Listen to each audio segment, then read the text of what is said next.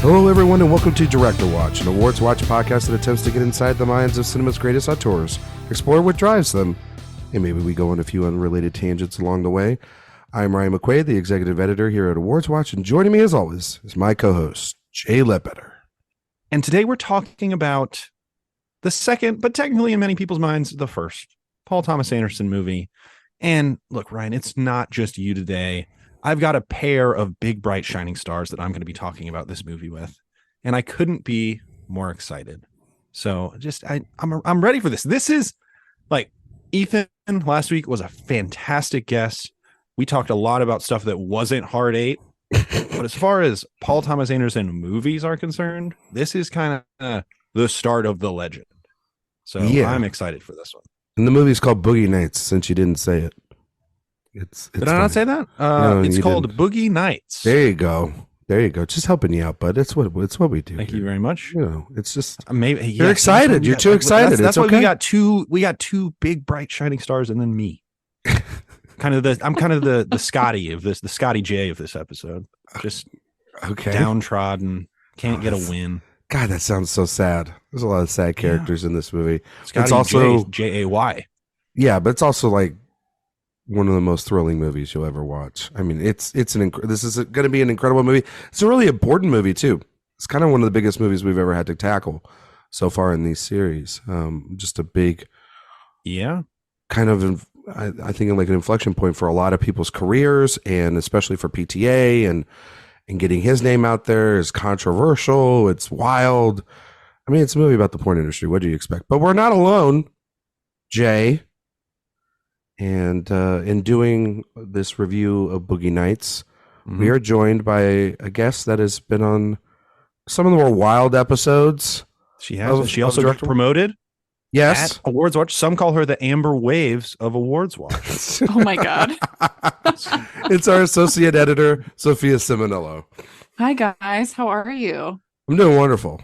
How are you?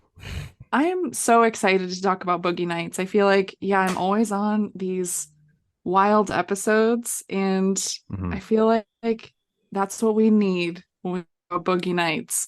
I was going to introduce myself saying I'm a big, bright, shining star, but really, my name is in like bright blue neon lights with a purple outline, and the name is just so bright and so sharp that the sign, it just blows up because the name is just powerful. I little billed you a little bit on that one. I cut you a little bit on that one. It's okay. What does it say, Sophia? It says Sophia Ciminello. Oh, well, there you go. Yeah, there you go. All right. But much more of an Amber Waves than a Dirk Diggler. Well, whatever that means. Whatever. I don't know if that's got to deal with like birth charts or Ryan. You're the Jack, I guess. Is that what you are? That's fine. I love making pictures. I love recruiting all you wonderful people to come onto this website along with Eric. Well, yeah. Does that make Eric the Colonel? Oh my God. That's really sad. I would say as far as this podcast is concerned, who's the kind of chaotic one? Who's the troublemaker? Oh, that's definitely you. What the hell are you talking about? I know, that's what I'm saying, but who's that in the movie? I think Eric might be like a Floyd Gondoli. Oh. That means he's the villain. But I don't want to win an Oscar, and I don't want to reinvent the wheel. Maybe he's doing that. That's true.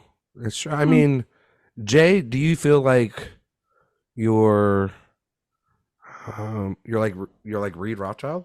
I was gonna say Reed, like a person who thinks he's funnier than he actually is. That's kind of the energy I have. I feel like you would be a magician at one point in your life. I mean, I dream of being Buck. I mean, he's doesn't? The best. I've got a take on this movie, and it is that Buck is the heart and soul of Boogie Nights. No shit. We're going to talk about agree. it. Yeah. I mean, I'm not going to disagree with you on that. Yeah. Like, I think that there's like 700 different things about this movie that I love so much, and I feel like we're just talking around it, but we might as well just jump right into it and talk about Paul Thomas Anderson's Boogie Nights, guys. Movie came out in 1997. It's directed by Paul Thomas Anderson, written by Paul Thomas Anderson. Stars Mark Wahlberg, Julianne Moore, Burt Reynolds, John C. Reilly, Don Cheadle, Heather Graham, William H. Macy, Luis Guzman. I mean, Philip Baker Hall. Pretty much everybody's. Who did I miss? Anybody? Sure, I did. Did you say Heather Graham? Yes, I did. Yes. Roller Girl. Can't forget. The movie, of course, is back when sex was safe, pleasure was a business, and business was booming. An idealistic porn producer aspires to elevate his craft to an art form when he discovers a young, hot talent. And then 2.5 hours later, it's one of the quintessential movies of the 90s and the birth of a modern master. Sophia, this is a big film. I don't know where this ranks for you. I know how much you love Paul Thomas Anderson. Kind of describe your relationship with PTA, what you love about him so much. When was the first time you saw Boogie Nights? Was it one of those movies that you saw at a very young age that you shouldn't have probably have seen it of? It's one of those that we've always talked about where it's like our parents showed you this, or you saw it probably way younger than you should. And what do you love about the movie so much? So my parents love Boogie Nights and did not show it to me really early, but it was a film I had always known about, right? I wasn't watching porn or Boogie Nights at age 9 like Paul Thomas Anderson was, but I watched it in high school. So I remember sort of like finding it, and it wasn't the first Paul Thomas Anderson movie that I ever watched, but it did, I think, make a significant impact on me and how I understood him as a filmmaker and how I understood what movies could do. And, it's hard for me, I think, to articulate why Paul Thomas Anderson is so important to me, but he is my favorite working filmmaker right now. I think, there are other filmmakers we can talk about maybe as more important or more significant in cinema history, but for me, there's something so special about what Paul Thomas Anderson can do with a camera and what he can bring to his films and in his characters. He has this certain sensibility and style that filmmakers today do not have, that feels so inspired by people like Altman and Scorsese, Demi, Kubrick. We'll talk about all of those guys, I'm sure, today, some more than others. But there's just a lot of ambiguity there. He's playing with these very complex characters. And it's funny because you guys, when you had me on last time, we were talking about Denis Villeneuve and Blade Runner 2049. Mm-hmm. And one of the things I brought up with why I don't love Denis Villeneuve as a filmmaker and his films is that I like my directors to be a little bit perverse. And I used Paul Thomas Anderson as an example of that. And I think that this is the perfect film really to go into that with him. And I think at the core, all of his films are about these people that are very hard to love on the surface, but there's always something a bit deeper underneath. And in trying to understand these characters and their relationships with each other, I think the Boogie Nights really is this film at its core about found family and about trying to figure out who you are, figure out, where you belong in this crazy world, and especially in the Valley, right, which is this area in California that's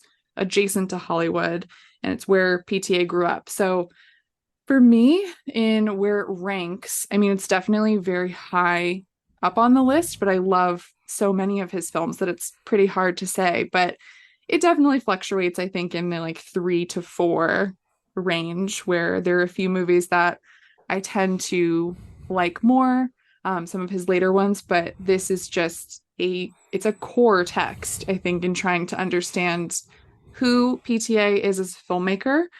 And I think a lot of that is because this movie, it's so clear who his influences are, but it's also very clear in who he's going to inspire and influence in the future, which is very cool. And he's only 27 when this movie came out. Absurd.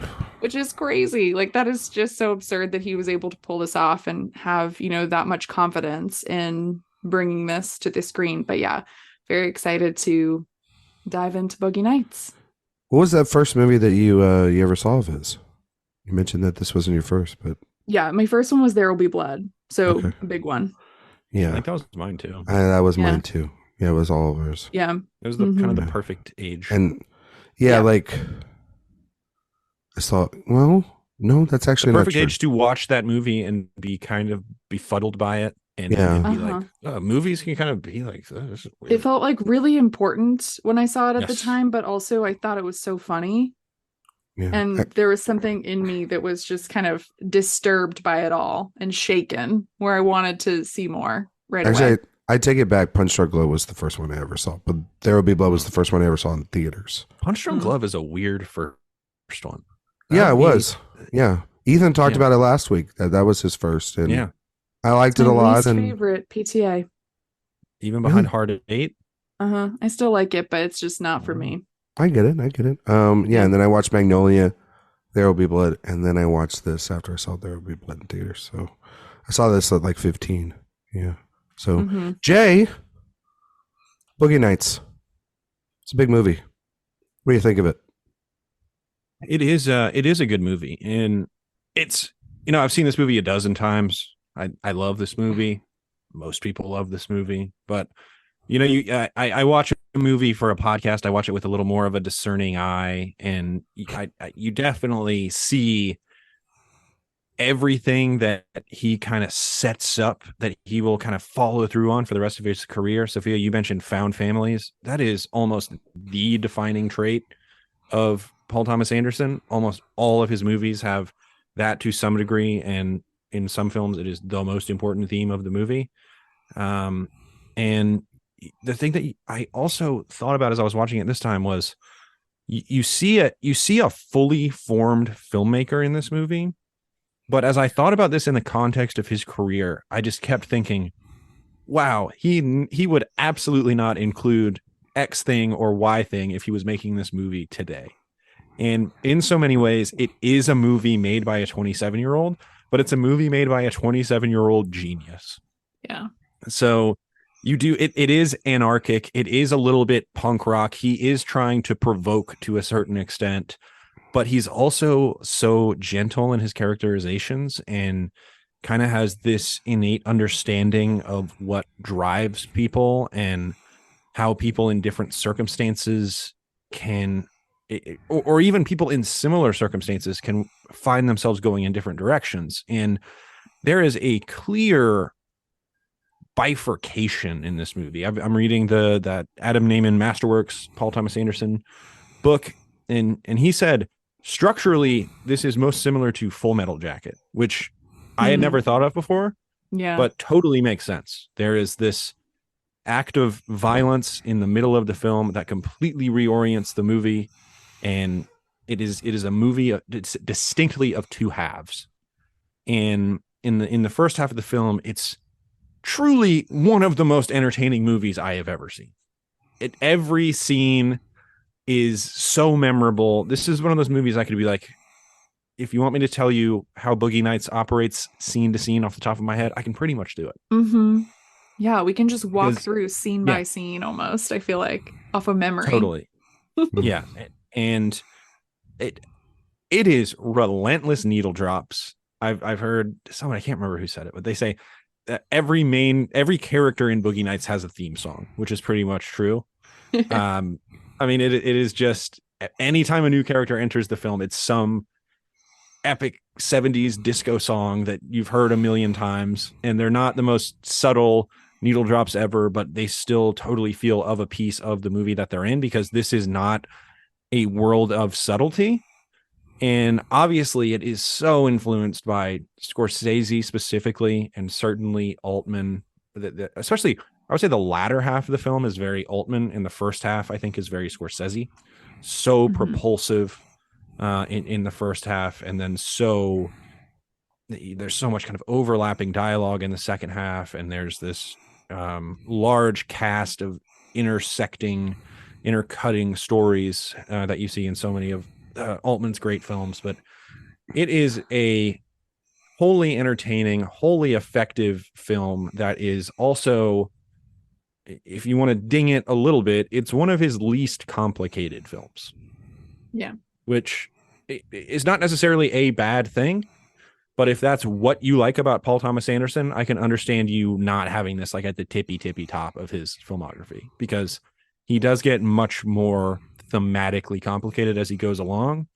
But as a piece of filmmaking, he's a master very early, and it's certainly not thematically boring. There's plenty of stuff there.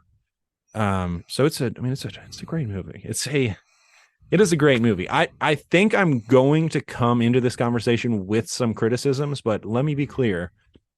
5-star masterpiece. What a great movie. I mean, it's amazing. I love it. So I was always kind of low on Boogie Nights. Excuse me? Just hear me out. Shut up. I heard all of your stuff already. I was always low on it because I came to it, after seeing stuff like Magnolia, which kind of blew me away. And then, of course, seeing like There Will Be Blood. So if you see it after those films, sort of early on, this might seem, a little bit lesser to those extent, or it's not the first one you ever saw. And then, of course, like less complicated than those movies. Exactly. Yeah. But as of literally this year, when I started to do the rewatch, and I started doing all the rewatches of these movies basically in one weekend, which I highly recommend anybody to do. That's just a good weekend. That's just a really good weekend to just watch all these movies. I just sat there. I was like, man, this movie fucking rules. And I don't care really about how complicated it needs to be. I think it's a 5-star masterpiece. It moves at such a confident pace for someone coming off of a first film that, is very different, but also kind of not really what they wanted to make. Had to change the title. Like it was, we talked a little bit about it last week, but that movie was not clearly 100%, I think, what it ended up being in Heartache, or Sydney, however you want to call it. This feels like what you want to do when you come out the gate from that. When you are, like, I want to announce myself to the world who I am. And usually young directors, they lean on their influences. They do. Every director is in establishing their own voice, going to use their idols to voice it. The things that they have taken in. Yes, exactly. And I agree with you, Jay. Like the first half of this movie is like, it moves as if it's just like Goodfellas. It moves at a pace that is so quick and so fast, and there's so much going on, and there's so many characters, and there's so many great lines, and there's so many needle drops, there's so many lines of cocaine, everything. You name it, it's in it. You think this movie's a little bit like Goodfellas? Yeah, I think so. I have a take on that coming up. And I think that just like in that movie, there's an act of violence as well that kind of changes the trajectory of that movie in the second half just as much as it does here. And I agree with you. I think then when you splinter the family off and they all are going on their own missions, essentially their own stories, all of them are truly tragic and sad stories. And it's sort of the reality of like when they're all together, they're like on top of the world, but when they're apart, they're really sad, stuck individuals.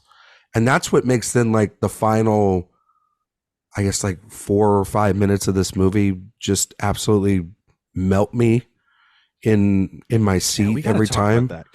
It's just so good. And can we just talk about the last 4 or 5 minutes right now? Can we do it? Yeah, I mean, we can if you want. I mean, I feel like everyone has seen this movie if they're listening. If you haven't seen Boogie Nights, I don't know what you're doing here. I'm not worried about spoilers. No, yeah. Do the last 4 or 5 minutes undermine the movie? No. I don't think so. I don't think so, Jay. Because it is what is the movie saying at the end of the day? They're just saying the 80s were bad until they weren't. No, I don't think that's the ending of the movie.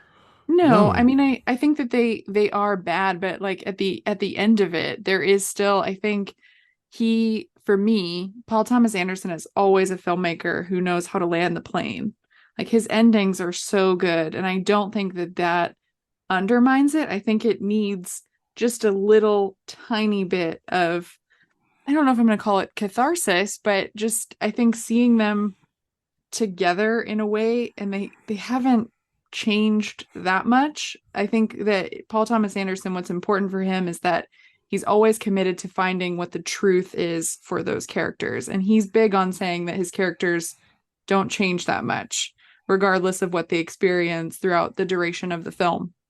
So for them to be, all in that same space again at the end, they're not in the highs of the 70s anymore, but they're just kind of existing. I find that to be very powerful.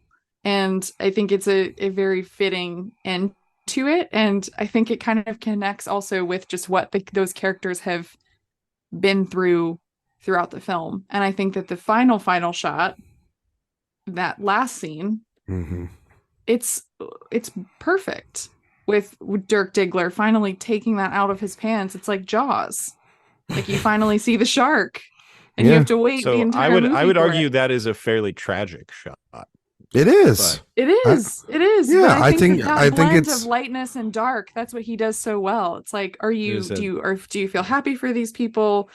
Not really. They haven't really done anything here, grown in any way. And he is obsessed with, imagine that's the one thing you have, right? That just like piece of meat. That's it. Yeah. That's so sad. But it's funny also. Obviously, yes, it's very funny. And that was the one thing at the end of the film where I'm like, if he made this movie today, he would absolutely not have that in the movie. It's very interesting thinking about how much I think he would. I don't think he would. I think that not to jump ahead many episodes from now, but watching this is maybe it's because it's the setting, maybe it's the type of vibe that the film's going for, the era. But I was thinking a lot about Licorice Pizza, and I was thinking a lot about how even as he's gotten older and how he's gotten more mature with the subject matter or with the characters or the actors he's working with or whatever, the endings to both of these movies are very similar from this point to more present in terms of they're tragic ends that for most audience members are going to go out on a high. But for me, I sit there and I go, this is incredibly sad that these people they were at an all-time high. They go into a new era. Everything changes for better or worse against them. The only thing they have is this house. And it's not even to the level of that house of what it was when we first see it. It is essentially it's a shelter. It's a shelter for these people but not for Buck and Jesse. I mean, for Buck, yeah, but it wasn't. There's a literal baptism occurring in the pool. Yeah, but it's only because but it's with those people, not literal. And we don't know how well Buck's gonna do either. Like he stole some money, but and he's got a commercial. Also, how did he get that money? Right? Yeah, how did he get that money? It's tragic thing too. That's one of my favorite scenes of the movie. Cheeto in this movie is insane. He is insane in this movie. He's so good. Buck is favorite character and part. He's the best. He's the best. But yes, I think that Sophia's right. It's Dirk looking in the mirror, Jack going back essentially. Jack really is the only one that kind of wins because he gets his family back. He gets to go back to making movies again, but it's not going to be the same, because he's going to be doing it most likely on videotape, or if he does do it on film, it might not sell. It's not going to sell the same way. His soul. Yeah, exactly. Yeah. And it's completely changed for Eddie, Dirk, however you want to call him at this point. And I think that's what's kind of interesting too. It's like that's the last. There's a little bit of Eddie coming out there at the end more than it is Dirk, even though the facade is Dirk. He's definitely more Eddie by the end of the film as he's been falling down the hill as Dirk, and with all the sequences with the drugs and then of course it leading to the epic scene at Alfred Molina's house, which is that's an insecurity is the driving force of the movie. I think he still has that at the end. Yeah, exactly. He's really. I mean, you could put a question mark after am I a star? Am I a star? Am I a big, bright, shining star? Yeah. I'm not sure. And Well, the best example of that, I think, is when Amber has him do cocaine for the first time, and right after he does, he's like, "Do I look cool when I do it?" Yeah, he's got to ask for permission. Yeah. My one nitpick of Boogie Nights: Uh-oh. if you're a porn star, you're not doing coke until the 80s. I feel like he would have started. Well, it is again as earlier. a fairly uncomplicated movie. It bifurcates. Yeah. 1980 is when it makes sense. Cocaine starts for Dirk in particular, and as well as the introduction of video. So it's very clean in that regard. Yeah, totally. Yeah. It's just a funny thing where I'm like, you waited till now for this? But but it's all but I get it. Within the framework of the movie, it makes sense, because that New Year's Eve party is when everything has to change, and every character has that moment of change. Yeah. Oh man. Let me pose a question here. Best oneer in the movie. What is it? Ooh. I think it's the New Year's, the Little Bill scene. To me. Oh yeah. That's probably the best one. But there's the opener, champagne on top of the car, leaving that there, but locking the car. Yeah, when he closes the door and locks the car after getting the gun, it is, and then it's his. Oh, you know what? After Buck, I can't remember if it's Buck or somebody else who says, "Smile, Little Bill," and then right before he kills himself, he gives this like really grotesque smile, and then shoots himself in the head. Can I'm going to take back. I don't think that it's actually Little Bill's. I think it's Jack walking through the warehouse. I think about that all the time. It's a good one. This movie, because I think it's so. I think it's so. And we might also be trying too hard to not say the opening one, which is. I mean, like the opening is for me. It's the opening. I mean, the opening's great, but but I think about when I think about Reynolds and his performance. Athletic. That is such an athletic Warner. Yeah, it's such a flex right from the beginning of being like, it is. I wasn't 100%. Doing this with Hard Eight.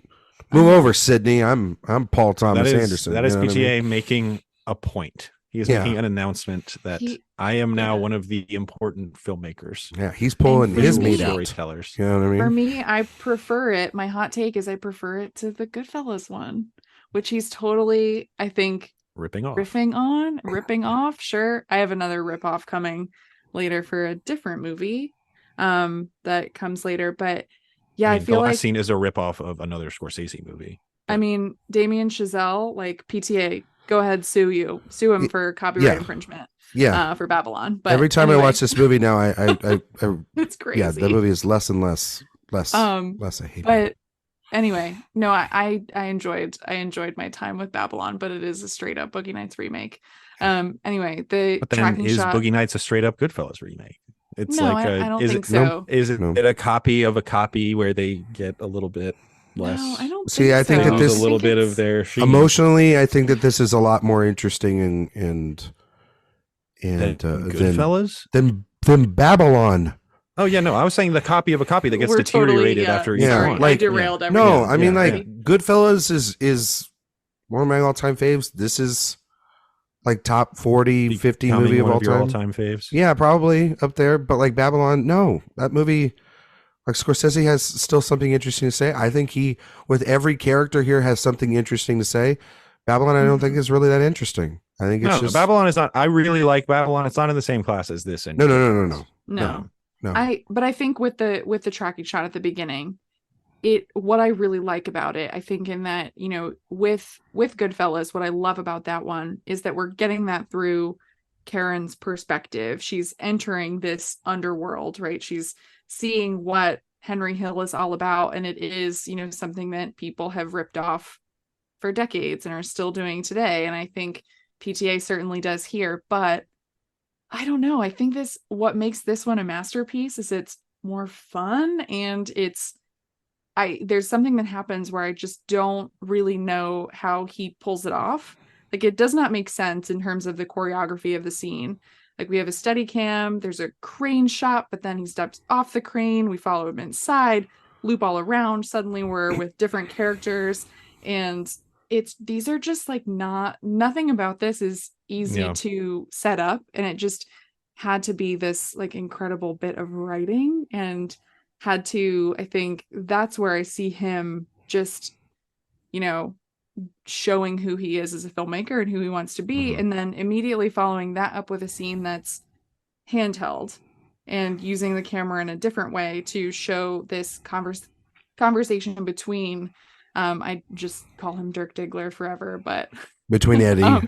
between Eddie and Jack Horner, Yeah. where we, you know, are like getting this very intimate introduction. And that is just bravura filmmaking to me. I do love though that little go ahead, right? nod that when we're in that whole sequence inside the club and we're following essentially like Luis Guzman through his club and he's introduced and we're getting introduced to all the characters. When we get to Eddie and these sort of like lock eyes, right, with the love of your life, which is essentially Jack and him, you know, this father-son relationship, right? Because his family at home, which we'll talk about that scene in a little bit, and there's a little wink or a little nod to the back room, right, where that Wahlberg does that sort of, it could signal exactly what, you know, that is talked about in that scene where it's like, I'll give you $10 if you want to see me jerk off, you know what I mean?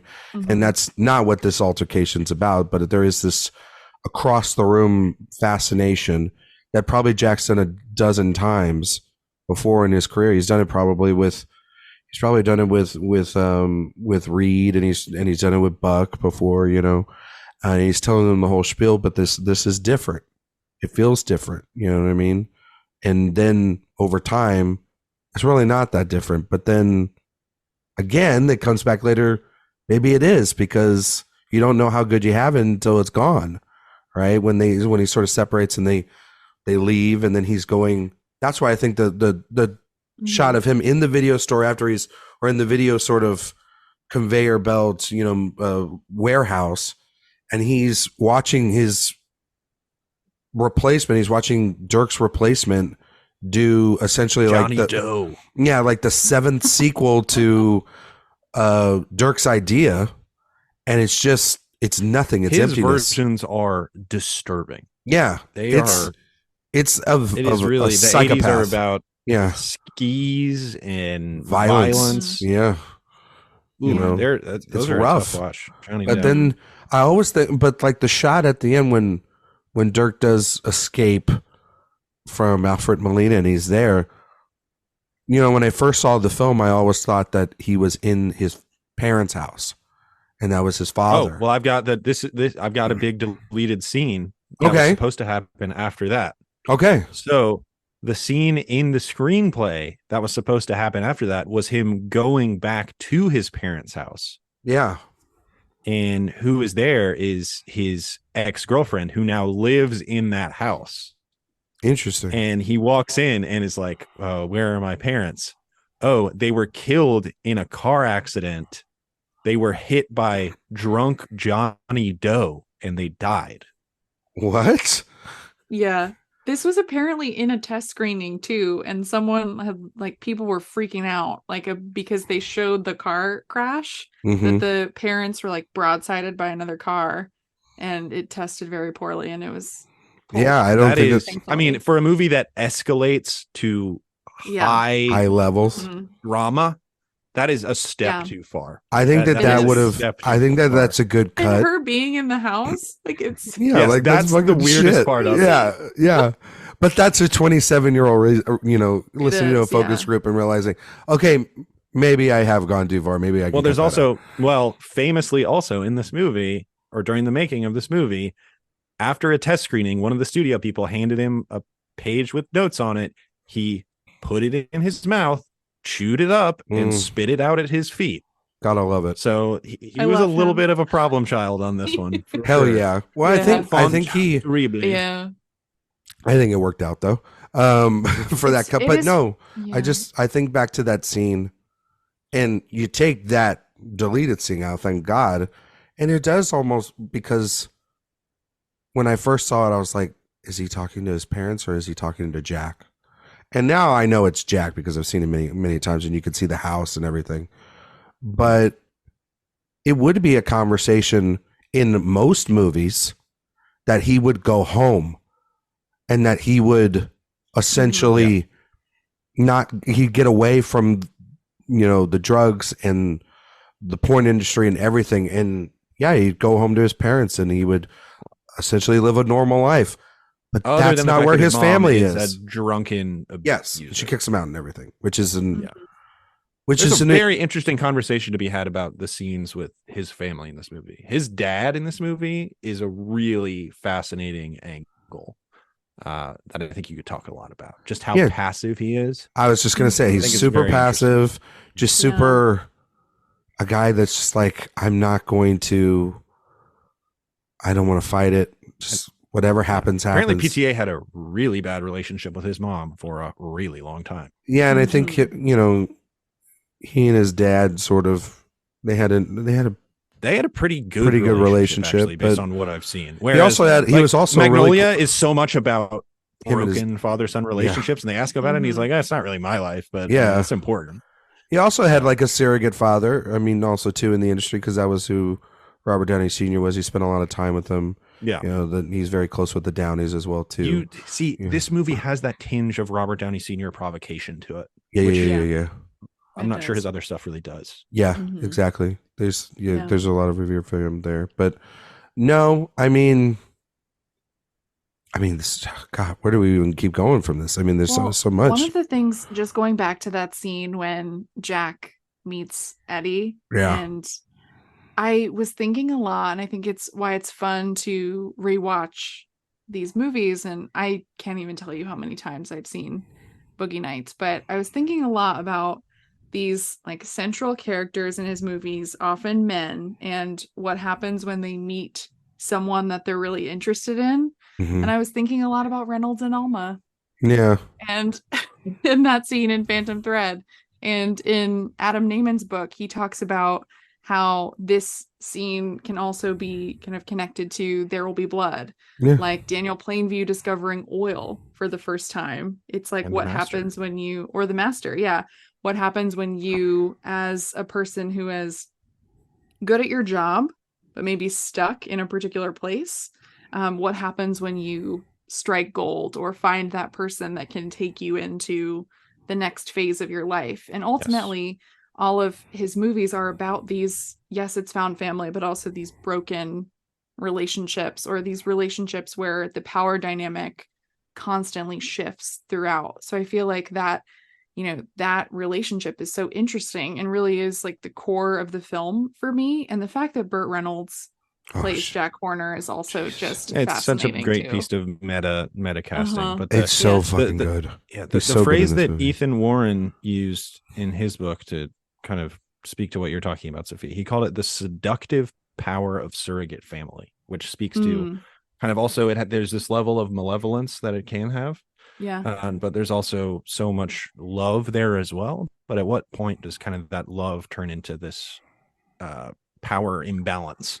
Which is what ends up happening in almost all of these found family PTA movies. But to go back to Reynolds, it's so funny that he hated this movie. I mean, what a moron. Just what a fool. He's so good.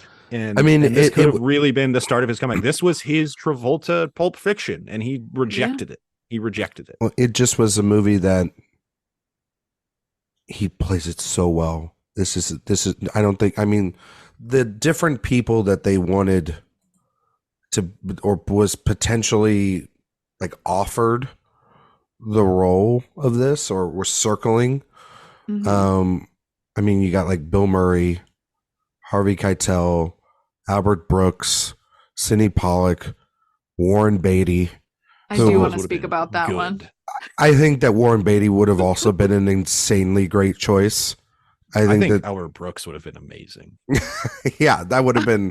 I think it would have been a different movie. And honestly, one of the maybe Murray small problems this had is that Jack is played so po-faced and straight as this like, I'm a great filmmaker who's a part of this industry that no one takes seriously. If there was maybe a tinge of some comedy towards that self-seriousness, I think like that might have played really well, which Brooks totally would have brought to it. He's incapable of not bringing that to his on-screen persona.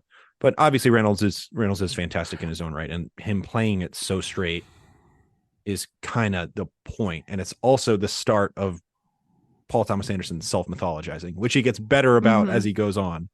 But it is very much a grand auteur trying to preserve this art form that he loves so very, very much. I mean, he hated this movie so much, he got rid of his agent and all of his representatives, because he's like, you made me work with this pretentious little shit. And he saw the first cut of this movie and he hated it. He hated everything. He probably only liked him because he was in The Player. Yeah. Yeah. He only cast people who are in Altman and Mamet and Demi and Scorsese movies. And then like Reynolds wins the Golden Globe and he's Oscar nominated. Won the Oscar if he could have if he would have just away from it. Yeah, well, I mean, I don't know if he would have won. Don't spoil the Oscars. We got to talk about the Oscars later. We'll talk about that in a little bit, but it is always fascinating his reaction face that night too, because it almost sums up the entire experience that he's dealt with. But he's so good in this. He just that conversation again. You know, the line of him saying like, beneath under those jeans is something. You know what? Just dying, wonderful, something waiting to get out. Yeah, and it's that line right that you're talking about, Jay, of that like the tempting of the devil, almost, right? To just he's not even. But he's not even the devil. He's a caretaker in this movie. He is, but it's still an allure to, it's for most people it would be that like sort of like. Come to the to tempt, but here's the interesting thing is the conversations end that night. It's then later on, and he sort of explains himself. He takes him out to dinner, and he's got Julianne Moore and Heather Graham with him, and then it's a slow process to sort of get Eddie to appreciate or to understand how serious this is, and that it's not just about what later becomes like, just, kind of whiz bam boom sort of porn that they're doing at the back of the limo, right? It's Jack's ordering 7-Ups at the club. He's not here for the lifestyle. But then when the colonel comes around with the girl and the thing she says to him is, hey, do you have any cocaine here? And I think we can find some. Find you some. Come on, try. He understands the world that he lives in, but he's sort of the most serious artiste. And that party sequence, sequence, so the pool sequence is it's so good. Just introducing all of our other characters. One of the funniest lines in the movie is when her nose starts bleeding and she starts shaking, and he's like, "This is the second straight day a girl's OD'd on me, man." Oh my god. Maybe you should get some other stuff. Yeah. I mean, going back earlier though, that idea of like temptation or luring someone into that world, there's this great shot of Eddie when he's on the sidewalk, and we have Julianne Moore in the car and with Jack and with Roller Girl, and Amber waves, she's like, "Come with us, sweetie," and like waves him into the car, and it is this like great, it's a wide shot too, this like again luring him into this new world, because I don't see Jack as this like bad like devil character. I think it's it's not black and white. He is like he's ultimately taking Eddie in for the only thing that he's good at. Paul Thomas Anderson has a great deal of reverence for Jack in this movie. He does, I think. But it's also business, and he also knows he's such a charmer. He just knows how to. If he sees something across the room and he sees the potential in it, he's not going to not try to go and get that thing to take off its clothes and show me what you got. The devil in this movie is Floyd. Floyd is the villain of the movie. And Floyd's got the best line in this movie. Is it the best line in the movie? He has the best line. Love his line. That's why, just clarifying, I don't think Eric is our villain in the AwardsWatch life, but I wanted to give him that character because he just shows up and he just steals the scene, and that line is amazing. But is it the same line I'm thinking of, Sophia, where it's like, I'm a lollipop, I'm a simple I like simple pleasures. I like butter in my ass and lollipops in my mouth. That's just me. I'm not a complicated man. I like cinema in particular. I like to see people fucking on film. Yes. But I don't want to win an Oscar, and I don't want to reinvent the wheel. And in the background, you can see him laughing. You can see him laughing like I like simple pleasures like butter in my ass and lollipops in my mouth. That's just me. That's something I enjoy. Call me crazy. Maybe call me a pervert. You might think I'm a pervert, but that's just me. That's just me. It's perfect. Have y'all seen Phil Biggerhall? So perfect in that movie. He's the best. It's honestly a shame that he wasn't in more PTA movies. Yeah. No, because he's in the first 3 and he's incredible in every single one of them. Yeah. Have y'all seen the Dirk Diggler, the life of Dirk Diggler, the short that is from 1988 when he was 18 years old? I have not. I have not watched it this afternoon. I was going to say Jay watched it this afternoon. Yeah. It's bad. I mean, it's bad. Yeah. He's 18 years old. Of course it's bad. He's like a child. I think Boogie Nights is better. I think it's the better Dirk Diggler story. Wait, do you want to put that on the record? Are you sure? I'm gonna put it on the record. Okay. I think Boogie Nights is better. I mean, good. It's a very but it's super interesting because it has the Colonel plays Jack in the life of Dirk Diggler. And the guy who plays Dirk Diggler in it is the guy that Buck is trying to sell the stereo to at the beginning of the movie. Interesting. Who is just one of I think PTA's friends. I was gonna say that guy is way too hot to like just be buying a stereo in this movie. I gotta say that. Like I was always like Dirk Diggler in it. You know what I mean? Well, there you go. You know, and there's also like this weird queer angle to the short when he's 18 that isn't as present in the movie. No, so but then maybe that's where the Scotty character comes into the fold. But it looks like garbage, and it was made for $35. So it's verging on unwatchable, and no one would ever watch it if it wasn't made by Paul Thomas Anderson. Yeah, that's fair. But I mean, it's interesting.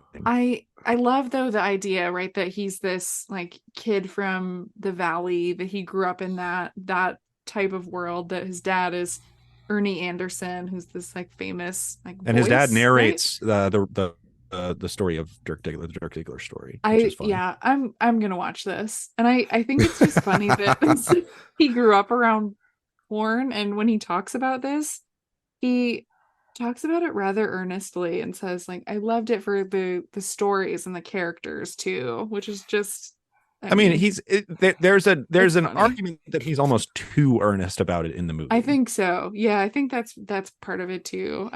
But I love that he said that he saw the valley the way David Lean saw the desert in Lawrence of Arabia. Jesus, I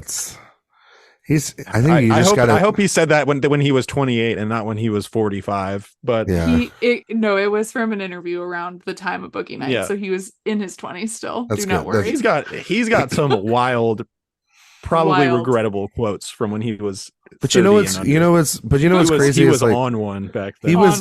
He was completely on one. Mm-hmm. But then that's what's so great about him is like he then matures past doing a lot of that shit. But his counterpart at the same time, he's so unpretentious now. Yeah, he cleaned up. He grew up. Chill.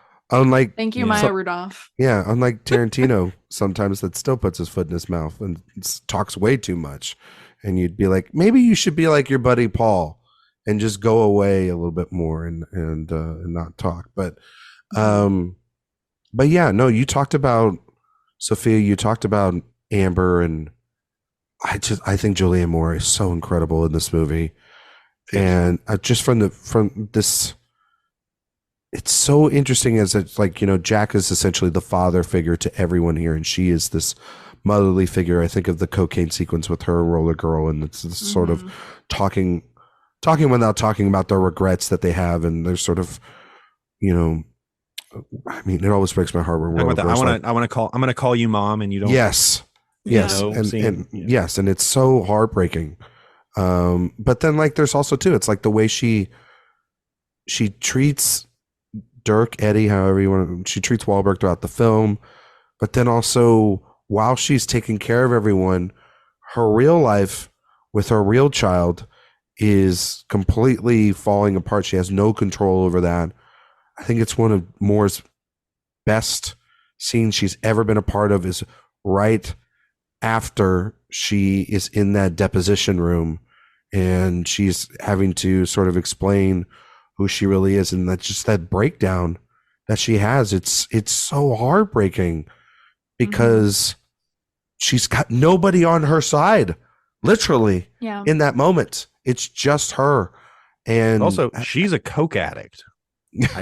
I don't know how much of a leg she has to stand on in that situation. I would argue that's not a great situation for a child to be in either. Yeah, but I mean, yeah, Jay, I get it, but it's also like it's a little bit more cut and dry than that. You would do anything to see your kid, regardless of the situation. But I don't think she's, and to not have anybody there to defend her, it's a completely vulnerable and sad thing. Oh no, totally. It's very sad, but I don't think it's sad because she has no chance to win. I think it's sad because she doesn't realize that her situation means that she has no chance to win. Her lack of self-awareness in that moment is more tragic to me than anything. I mean, I think that there's no going. I think that she's in a sort of in a spiral. It's too late. She can't go back, and it is the tragic scene that you're talking about to me is when Buck can't get his loan. That to me is complete injustice. Well, there's like 7 or 8 scenes in this movie where everybody has like Buck not getting his loan, Scotty getting rejected, which is talk about him too. So hard. I mean, like, good Lord, what a sad character. And Philip Seymour Hoffman's so good in there, and too. Being the exact opposite of him in Hard Eight. He is my favorite actor. It's incredible. I miss him so much. Best. I do too. The best. I mean, that ball of energy in Hard Eight, and then just being the absolute most awkward, sort of just like, I've got helpless. I've got this crush on you. I can't articulate it, but also so sincere, achingly sincere. Yes, he seems completely unqualified to be there. I don't know if there's like qualifications for these sets, but he knows how to operate the boom mic. He just seems like he wandered into that house one day. That's how I and that's how he kind of how he walks into the frame, right? Yeah, he's like what happened to her? And they're like, shut the fuck up. He's kind of the wallflower of the house. Yeah, exactly.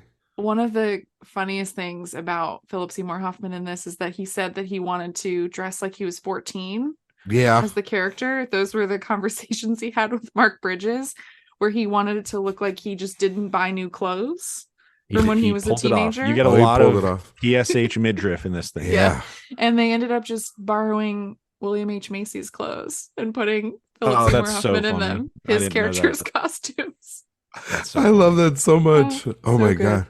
But on Amber Waves for a second, who I think is this is one of Julianne Moore's great performances and an example of why she is one of our greatest living actors. But she is the actress of Director Watch, by the way. We talked about her like 6 times. So true. Yeah. We're going to talk about her again next week.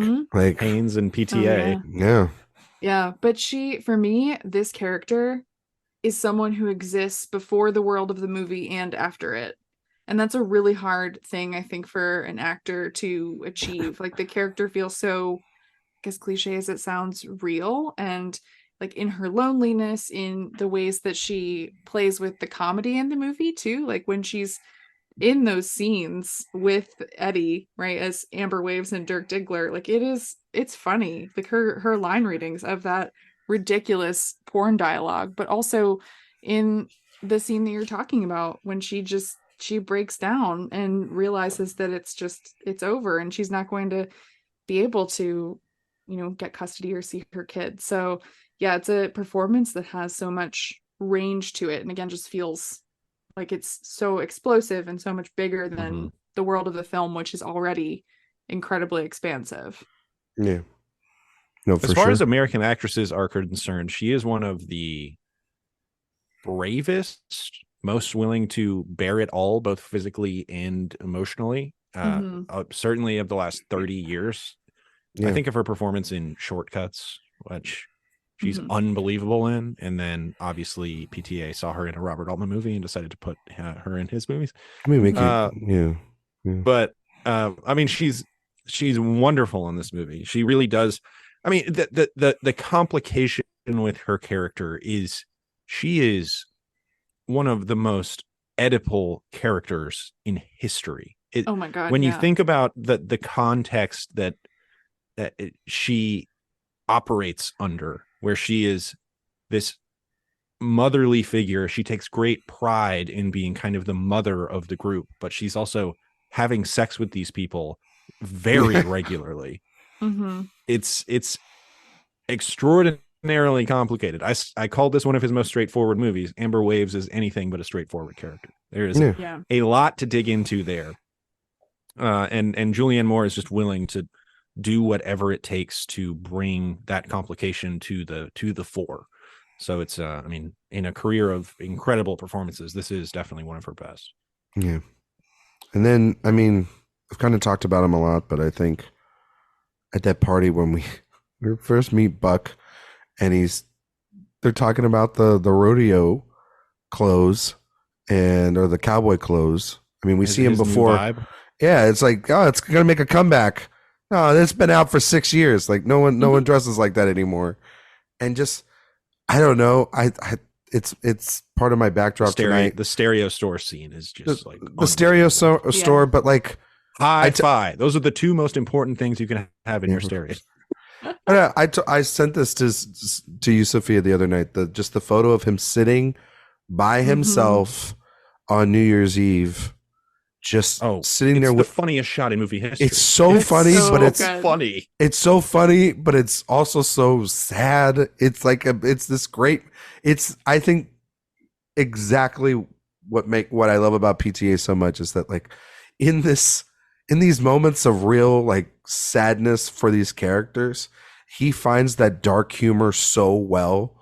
And then, like, yeah, the donut shop too is like, it's just so wild. The choreography and the bullets, heart on his sleeve, the all white suit, like it's insane. Like and then he adopts a b-boy style, which is awesome in his commercial. Yes, exactly. Like he really like ramps up the wardrobe. But then, I mean, like, yeah, like you're mentioning, Jay, one of the best scenes in the film is him at the bank and him just wanting this loan and wanting to get out of this life. But it's this life that follows, I would assume, anyone that does porn or does any adult entertainment, is that they also never see him in a scene. We never see him in a scene. We just maybe in a montage. But he's a part of it, right? And it is implied that he is a performer. Exactly. Even if we never see it. But yet, that just speaks to kind of he's kind of leading this meandering life of mediocrity where he's never really find the space where he really belongs. And then it turns out that maybe the place where he belongs is just being a dad. It's very sweet. It's just being a dad, selling stereos to Jack, hanging out there at the pool.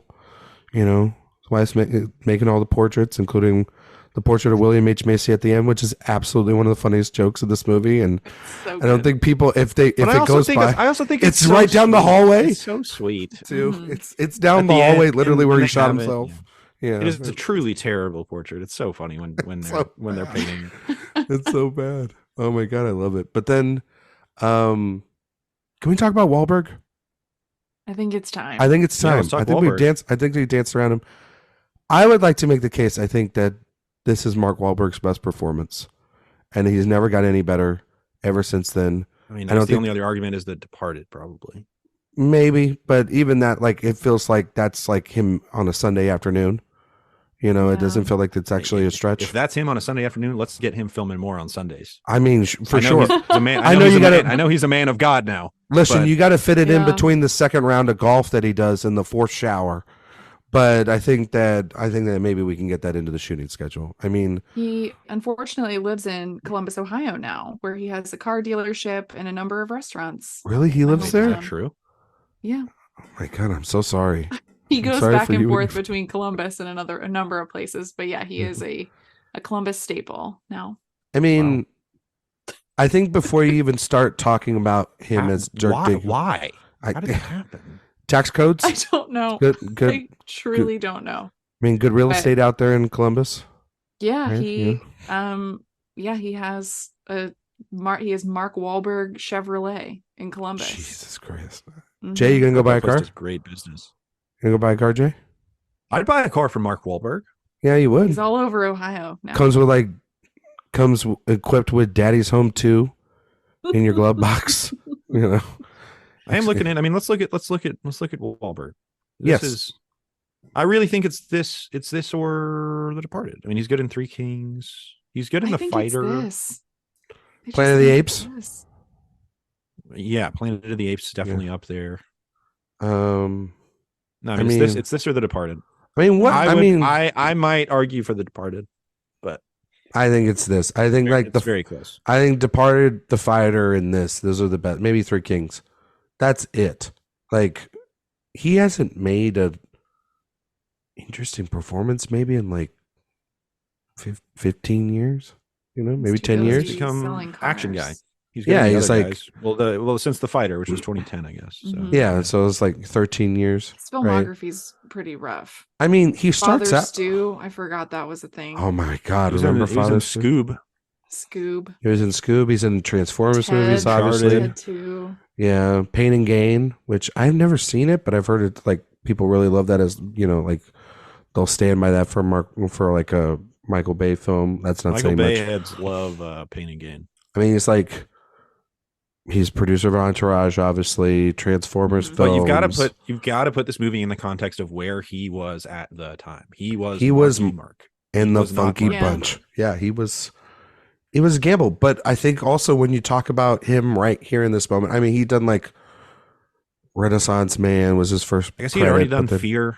He had done Fear the year before, but really 1995 is what really got him this part, because he works in a little movie called The Basketball Diaries with the person that was, which was inspired and the that PTA was inspired by tournament for the lead of Boogie Nights. Yes, and that who was supposed to be Eddie Adams, Dirk Diggler, because that's who PTA wrote for, which was Leonardo DiCaprio. And I watch this movie every time going, I don't know if I love Leo. There's no goddamn way he can play confident. He's too confident to play. Too pretty. Too pretty. Too pretty. Too pretty. You know, you don't necessarily believe, I think, that something wonderful is in his genes either. No. I mean, unless you're 25 years old or younger, I guess. Unless you're 25 years old, but even then, that's a complicated thing. That's very complicated. But like, no, I just also Leo looked so young at this super point. Young. It almost looked like a child. Yeah.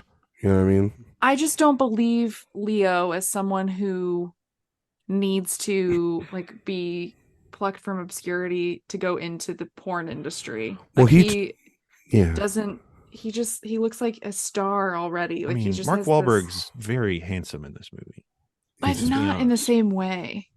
It's a totally different type of look. He's also like, he's a man child in this movie. Mm-hmm. And like Leo's always been too. He's always been too put together. I mean, like literally, Leo has always struck me as somebody who was like groomed to be a movie star, whereas Mark Wahlberg kind of stumbled into it. Yeah, which is what works in this movie. And Leo, you just don't believe that that's the only thing he would have going for him. Like, it's just, it wouldn't be believable to me. All I have in terms of prospects is the porn industry. Now it might have worked back then. I think that Leo is not Leo if he's in this movie. He doesn't do Titanic. Titanic, yeah. I don't know. I mean, it does help being in like the highest grossing movie of all time, but I mean, but not in a movie if he's in this movie. Well, no, he said that he wished he could have done both, and he said he could have done it, but he just didn't want to. But I think he was also arguing a lot with Cameron. Like, there's a whole like thing about like Winslet and Cameron are still very close, but like obviously like Leo and him have kind of like moved apart. That's why he's works a lot with Scorsese, and you won't see like Leo in an Avatar movie. Yeah, I think the whole thing on that movie was Leo was like, I want this to be a real acting performance, and he was like, be a movie star. It's just shut the fuck up. Important. Yeah, we're not doing a Paul Thomas Anderson movie here. We're doing Titanic. You know, so much of Boogie Nights 2, what made people so scared was that it was coming out in the shadow of Showgirls. Yeah, which was a major disaster. Right, like disaster. One of the all-time bombs. Such I a good love movie, though. Showgirls, I love but that movie. that Good is, movie. so that's why so many people turned it down or were afraid to work on it or, feared that it would be this big gamble because of how that all turned out. So, the fact that I don't know that Leo, that could have been a part of it for him. It definitely was a part of it for other people who were originally considered for their parts. But one of the other names I came across for casting here that I kind of love is Ben Affleck. Interesting. Oh, that's interesting. There was another name that I saw, and I guess Sophia just wants Boston guys. Yeah, she wants. Yeah, yeah, I think so. Dirk Diggler. Ben Affleck he can do the comedy and he has an inherent insecurity. And when that comes through on kind screen, of a dumbness. it's so good. Yeah, he's got that. He's got a little dumbness. He's got big dumb guy energy. Yep. Well, one name I saw that it's a compliment. Yeah, the one name I saw that I was like, no, that would have never worked was Joaquin Phoenix. Like that was a name that was thrown around him. I'm like, he could have done it. Yeah, DDL could have told. He could do Jack Horner if it came out today. Actually, he just played the prosthetic penis. He got real method with it. That would be really long, slender man. But no, I think when you watch Titanic, I always do think about looking at Leo in that time and what that kind of performance or that kind of where he's at as an actor level in that film, because that would be the same year which this movie would be coming out. And I think about it and I'm like, no, there's something about, the way Cameron shoots him, but obviously just the way he presents himself in every movie, it wouldn't work. It would be like, I know we just recently did, a couple weeks back, we did the movie star stock market. It would be like casting Timothée Chalamet as Dirk Diggler when that doesn't work. But like Sophia and I have gone back and forth, and I thought like Jeremy Allen White would be like the perfect Dirk Diggler because he's like he's a very hot guy, but he's also he's got some street experience, and you would feel like he's too gruff. Nah, yeah, he's Dirk Diggler has to be more boyish than that. Jacob Elordi. That's Sophia, pretty. You just want Jacob Elordi in every movie. But like can't find the lie. But like I think that like that's a better comparison. I like Mark Wahlberg though.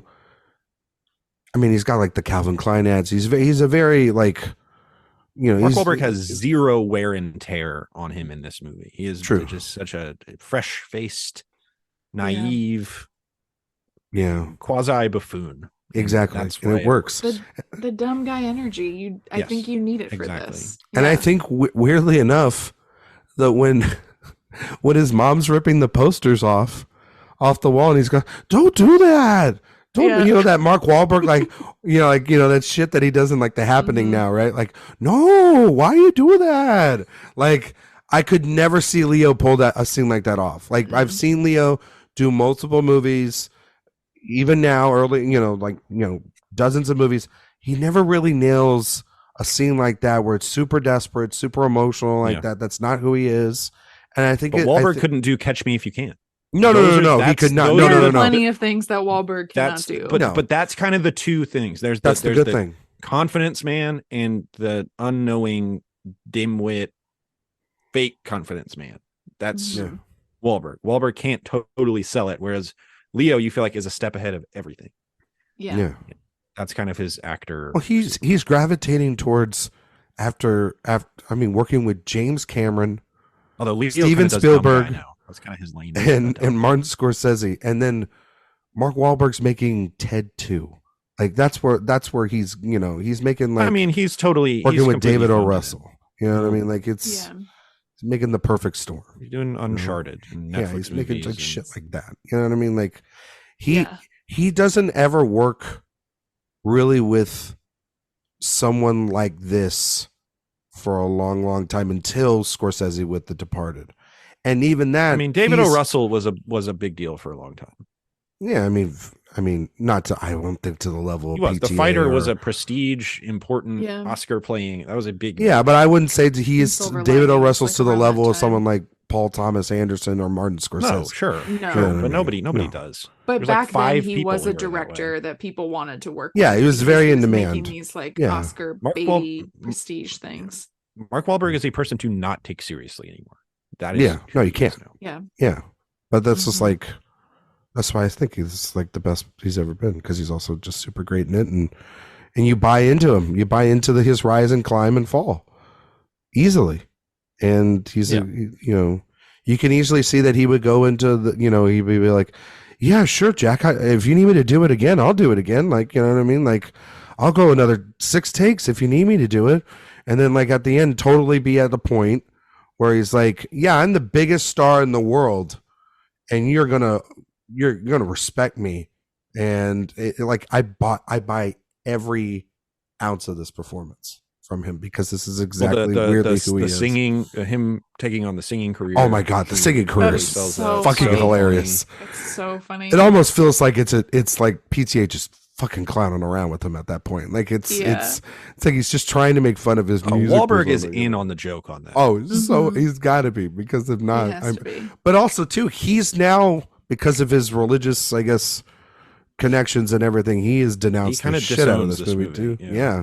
But like the major players are disowning this movie. Why wasn't Cheadle in more PTA movies? It wasn't even supposed to be Cheadle's at first. He offered it to Samuel Jackson. Samuel L. Yeah. And Samuel Jackson turned it down. And then Cheadle again comes in and just knocks it out of the park. Samuel L. Jackson should be in more PTA does not movies. have this in him. No, I don't think Samuel Jackson could be this. No, it's kind of sad, sincere. Yeah. Like you can. You can't do the scene at the bank in the same way. I don't think I don't think he could do the scene at the sit there in that wig with the frills and look as sullen and defeated. I don't think he could do the donut shop scene. Don Cheadle does. I don't think Samuel Jackson could do the donut shop scene with like the gun in his face and him like scared. Like, you just know Samuel Jackson beat the shit out of that guy. Don Cheadle would be nervous as hell. Like, I get it. Like, but yeah, I mean, I think there's just a lot more. I mean, do we want to talk about the Alfred Molina scene? We got to talk about it. I want to call out one thing before we do that. Yeah. Melora Walters is kind of the undersung great partner to PTA in his early career. She does not get the credit she deserves. In this film, Magnolia, she's obviously got a much bigger part. She's a huge part of that. I mean, she's in Hard Eight too, and she's a great small role in that movie. I think she's so good in this movie, sort of as the parallel, obviously eventual partner to Buck. I think she sort of just like glides underneath all of the really showy stuff in the movie, and along with Buck becomes really the great victory of this movie and really the heart and soul of this found family who becomes a literal family, which is it's a beautiful little thing at the end when they have the little baby. It's so good. It's the dad in me, I guess. I was just gonna say, you're such a dad we're being right now. I know it is, but at the end, agree, though. At the end when they have the baby in the pool and Jack is like, oh look, he's so cute and awesome and good. It gets me for sure. As much as earlier I kind of said, maybe does it sort of rub against kind of what the movie is about in the second half. It's undeniable that it is affecting and moving in that way. So anyway, Alfred Molina, let's do it. Yeah. I mean, has there ever been like a truly more maybe terrifying scene I still think in a Paul Thomas Anderson movie than this? Your tensions are high. I think it's so iconic. It's Paul Thomas Anderson scene. Let's think about that. It might be up there. It might be there. It's, I mean, it really is great. I mean, there's so many good ones though. There's so many good ones, but I think it's the culmination of that heightening in the second half. Yeah, does at certain points you're like, is this going a little too like silly? But then it always course corrects. Ending of There Will Be Blood. Yeah, that's fair. But I laugh way too much in the end of that. I don't. No, I know. I don't think it's it's like build up to him, exactly. chasing him with the bullet. I know, but I'm like on the floor, like laughing, and people are looking more in horror at me doing that. You know what I mean? Because that's real. That movie is a wonderful dark comedy. No, but when Molina starts playing Russian roulette, it is you are like, I mean, just from going off in the back, and it's long. The scene lingers on, like it drags on, which is great. And I forgot it was so late. When the song changes too. Oh, in the track. For it. Oh my! See, God. everybody calls it the Sister Christian. I always think of Jesse's Girl for some reason. I always think of Jesse's Girl too, because that's the funniest, like most unexpected song I think to play in that scene. Well, we haven't even really talked about Thomas Jane and his odd. Such a good performance. No one ever talks about him, I think, enough, but he's he's kind of a guy who should have been bigger. He's such a catalyst for the second half of this movie, because he's literally he's I guess the other villain. He's definitely the villain of this, because it's just like, dude, it's just giving him drugs and making bad decisions, and has this stupid idea to just go that doesn't even make any sense. And I mean, Riley and Wahlberg are just kind of stuck. It's always great that they're just stuck behind the bar and all this stuff's going on. But then I think the thing that makes the scene, it makes me laugh, but it also scares the shit out of me every time, is the kid with the firecrackers just like throwing them. It's so wild. It's so great. It's completely Damien Chazelle again. If you want to talk about like Babylon, like Damien Chazelle completely rips this off with the Tobey Maguire sequence there.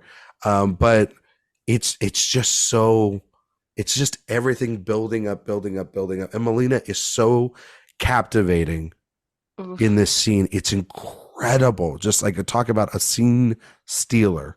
And there's so many in this movie, but it's such a kinetic performance. I love it so much.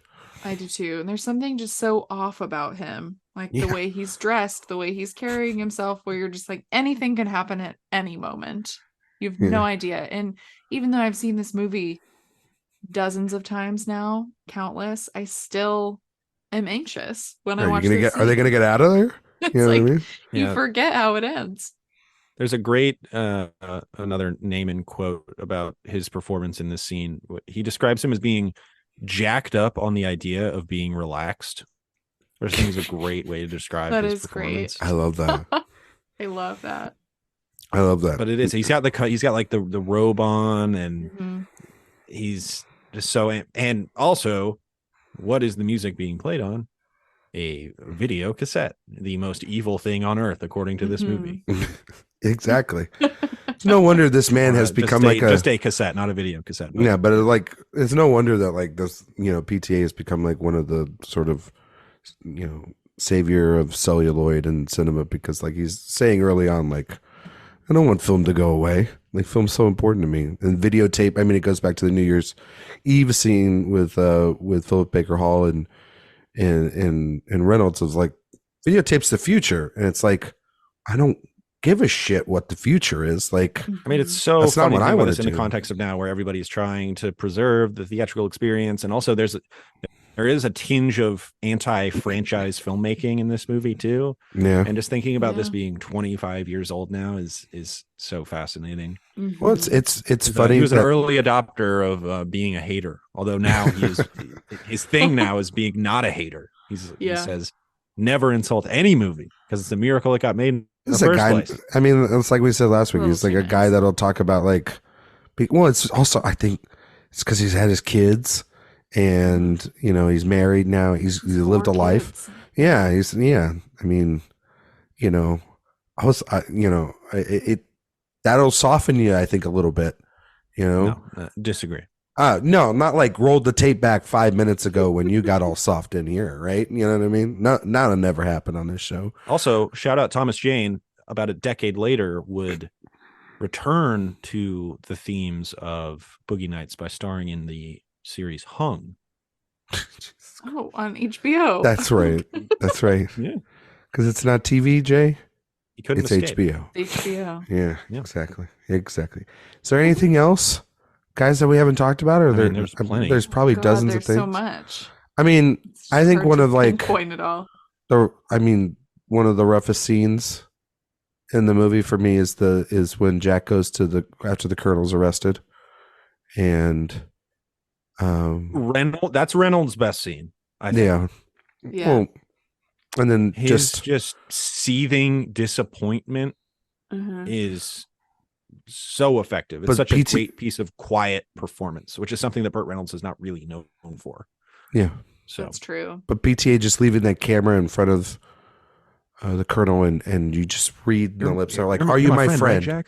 You're my friend, right? You're my friend." And it's just like, oh, it's so uncomfortable, and yeah, but it just lingers and lingers, and it feels like every time I watch it, it lingers more and more.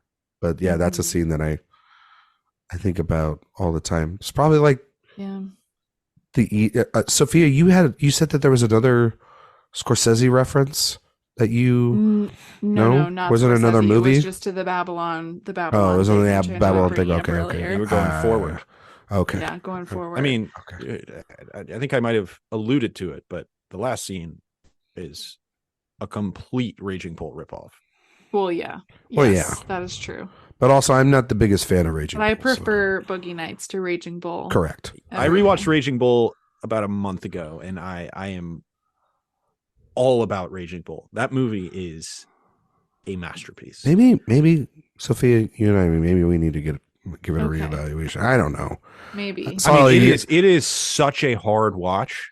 Yeah. I will watch Boogie Nights a lot more than I'll watch Raging Bull. But Raging Bull, as far as pure filmmaking is concerned, I think that is transcendently good. And I think De Niro is transcendently good in it as well. But yeah, it's exceptionally dark. And the finale of that film, where Jake is staring in the mirror trying to convince himself that he's worth a damn, is a lot more dire than this version. Although there is still a lot of self-doubt involved in that scene, it's still lighter than, and obviously the big final reveal has a great amount of comedy in it. But it's clearly inspired by it. I mean, it's Sophia, this is a question I'm going to ask kind of everybody in the series. Paul Thomas Anderson, again, we talked about it. He's a product of the things that he loves. Mm-hmm. How does that impact your opinion of his movies and him as an artist? Because I struggle with it sometimes, especially in his early movies. Although I still think this is like a total masterpiece. It is such a product of other things that came before it. Yeah, I mean, it doesn't really affect me, I'll say, because I think that it's really, I think, natural for artists to look up to people and to want to emulate them, especially when they start young, and then to have that style evolve. And I think that I like PTA's versions of the things that he's emulating sometimes more than what he's going after. So like Boogie Nights, like I love Goodfellas, but I've probably seen Boogie Nights more, and it's more important, I think, to me personally, just in my own like film going, right, and film education. So it doesn't bother me, because I think that PTA is such a lover of cinema and a student of cinema, and he's come to develop his own style, which I alluded to earlier, but my favorite PTA film is Phantom Thread, and I feel like that's when I really see him, find, and I guess with The Master, and for me with There Will Be Blood too, where I see him as a like real filmmaker of his own. But I think what he's doing here, it's just so good. I can't be bothered. And I love Altman. It's so well executed. Altman's my other favorite Altman's filmmaker. One of my faves. So I can't. I don't know. I can't complain. Yeah. Now I just want him to take more from Altman and just make it his own, because I miss that. I miss that man. I think in a way too. Safdies. Yeah, I think like I see that it bothers me with them more than it does with PTA, actually. Interesting. I think they're still young enough. I feel like Uncut Gems is, well, I guess it's kind of like a Cassavetes Altman. Yeah. Yeah, it is. Homage. Good times. I feel like you can, in a way, like sometimes there is a thing of like when you can see someone trying to make something that feels like something, I don't know, brand new and exciting, but it is just them going after what they know. That's what I feel from the Safdies. So as you much as kind I of like appreciate their how films. overt this is in its homage. No, I mean, I don't think so. I think because what I like about this also is I think, I'm also more interested in the film industry than I am in the mafia, and in the transition, right, between like thinking about how people make movies and how that industry has changed and how that changed through time. Like I like the core focus of the film too in the time period more than I like what's uncovered in Goodfellas, I would say. Ryan, Goodfellas or Boogie Nights?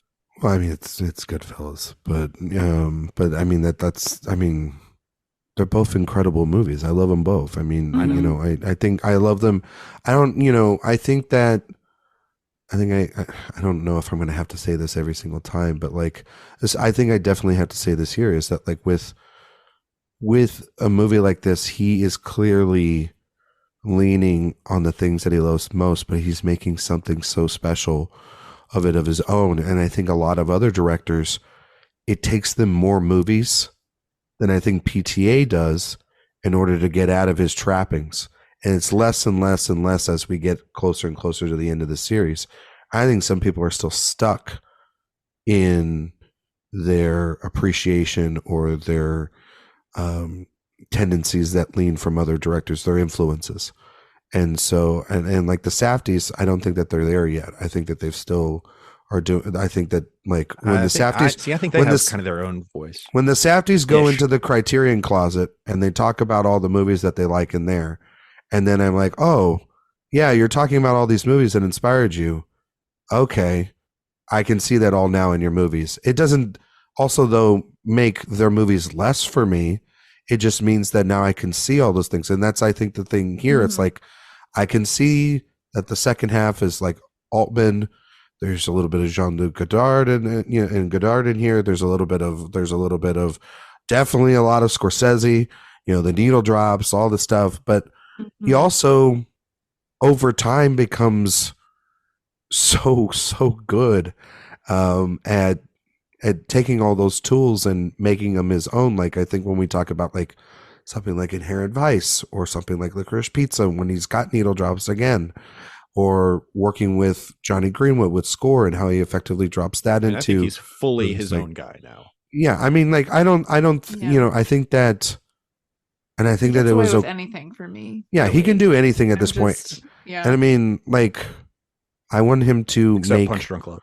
I want him to make any movie he wants, and I want him to make it now. And I don't really care if it's like, if he wanted to make another movie that is completely just like, I don't know, a ripoff of, I don't know, name an Altman movie, Three Women, or. But I want that. You know, I'm saying like that's what I'm saying. The thing is, he's such a great executor that it's almost okay. It's totally okay, and also too like. Sophia, you mentioned like we don't have Altman anymore. He was so close to him, especially towards the end of his career. Like that's someone he considers a mentor. He's been hanging out a lot with Spielberg and Scorsese lately. He's somebody that is a student. He's always been that way. I mean, yeah, we can all see the video of him coming out of the screening or whatever, and he's got like the, you know, the hair and the cigarette in his mouth or whatever from this shared era. It again on Twitter. Did you? Yeah. And we can all like be like, oh, that little son of a bitch. But like now he's you know, he's our dad, and he's making the movies that we want to see, and they have personality. Yeah. Spunk. Yeah. Yeah, and a movie like this, like holy shit. There aren't many people, even of his contemporaries, that have a movie that's even close to something like this. You know, like that, I think the closest you could probably say to somebody that has a movie like this is maybe like Tarantino. And though Pulp Fiction is something that's clearly something that's like his, it feels Pulp Fiction is the only reason this movie got made. Exactly. But, you know, but then are we glad? But then like, yeah, I think PT from an economic perspective. Yeah, I know. Yeah. That's I mean, that's the only reason why this movie like this get made. But I think this movie's better than Pulp Fiction. So yeah, I like it better too. But I think one of the things too is that so many directors working today are ripping off the great filmmakers of the past or trying to like, make their own version. David Gordon Green. What existed before. But PTA is doing it in a much more interesting and he's not really doing it that much anymore. He's not doing it anymore either. Yeah. Like Denis Villeneuve still trying to be Kubrick. He also wasn't trying to ever hide that he was doing. I know, but does that make it better? Yeah, I think it does. I think when people like deny that they're influences and don't say like, yes, I was inspired by these movies. Yeah, it's not like Villeneuve isn't like, yes, Dune was very much inspired by. It's like that guy from like Greta Van Fleet saying they're not inspired or influenced by Led Zeppelin. Come on, like you sound silly. Yeah, you sound like a complete dumbass. You have to own up to it. Yeah, it's okay. I think it's natural and normal. Yeah, totally. And he just took time to get out of that. And now we're in his best phase, I think. Exactly. So, but this movie still freaking rocks the house. This movie rules. I don't want that to get lost. This movie rules. It does. It's top 3 for me now. Wow. It used to be like in the top 6 to 7, and now it's number 3. Yeah. I watch it all. Top 5. I've put it up there. I love it so much. I think this one for me has gone down a little bit. It's 4 for me. 4 for you. More a credit to him than a diss on this movie. No, but I mean, like But I kind of appreciate how much more complicated his movies have gotten. But the first half of this movie, I am just like, I never want to watch any movie ever again. Why would I can just watch this one over and over. I mean, you can put it on a loop and I'll watch it over and over again because there's so many same sensation I get when I watch Ocean's 11. Yeah, well, I mean, that movie is the most entertaining movie. That might be one of the greatest blockbusters ever made. It's period. It's the best movie. I watched it on a plane recently. Oh, so good, just like comforting. You know, if you're trying to get through like a 2-hour plane ride, the best thing you want to watch is movie stars good at their job. Ocean's 11, you are convinced it is the greatest movie ever made. Yeah, and I think when you watch a movie, it ends, and you're like, oh, you know what I mean? It's not like the best movie, but it's pretty fantastic. It's still really fucking good. Like I would watch that movie. It's one of those like drop the mic movies or drop the remote movies where it's on TV and you're gonna watch it on TNT and you're gonna get sucked into it.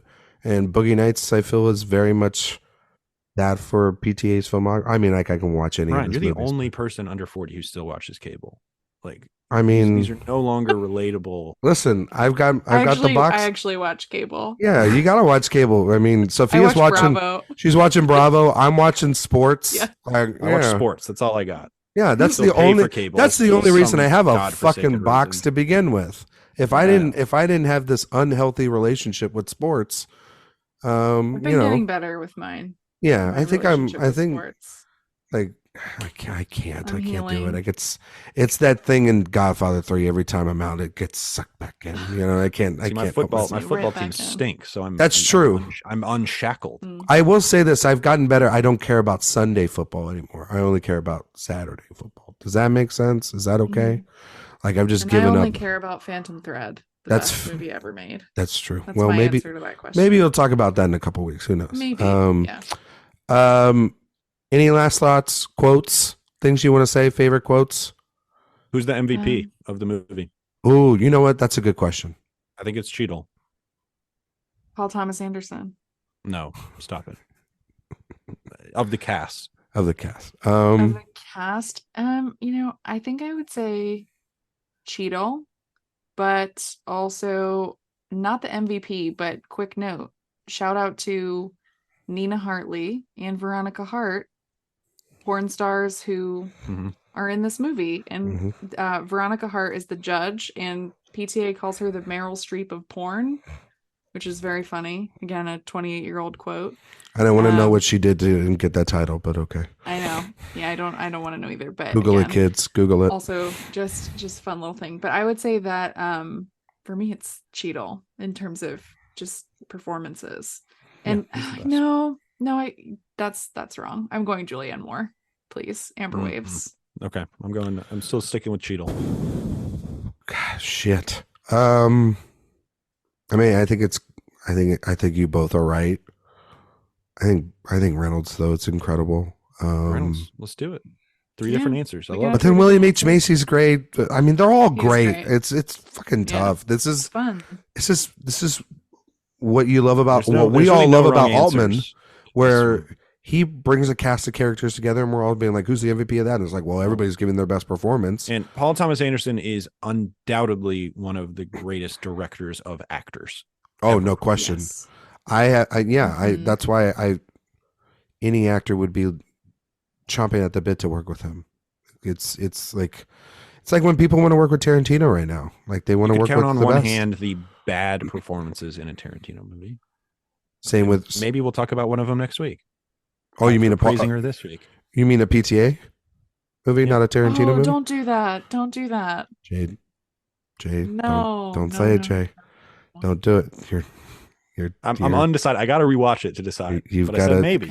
You've got to stop. You got to stop. Stop right now, because it's not gonna. We're not gonna talk about that on the show if you're gonna do it. Glad you'll have another guest to deal with that. You know what? I think you're right. So, Jay, I think it's Cheadle. I think about Cheadle way too much. And I love Don Cheadle. He's one of my favorite actors on the planet. Yeah, just every scene he is in, so good, is 10 out of 10. Yeah, Macy too. I mean, just like him walking into the house when he's, can you shut the door?